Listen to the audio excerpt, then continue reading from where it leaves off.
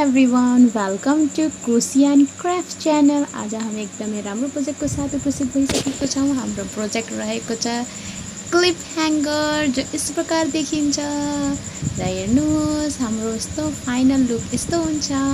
र आज हामी यसलाई बनाउन जाँदैछौँ र सबैभन्दा पहिला हामीले चाहिँ बाँसको लट्ठीमा हामीले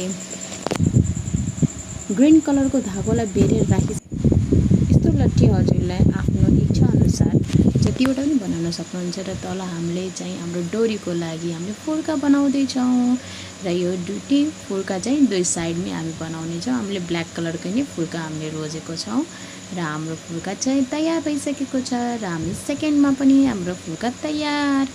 र यसपछि हामी चाहिँ हाम्रो ह्याङ्गरलाई फुलहरूबाट हामीले चाहिँ सुई र धागोको सहयोगले टक गर्नेछौँ र हाम्रो फाइनल लुक यस्तो देखिन्छ। र हजुरहरूलाई जस्तो कलरको फ्लावरहरू टक गर्न इच्छा हुन्छ उस्तै कलरको हजुरले फ्लावरहरू टक गर्न सक्नुहुन्छ।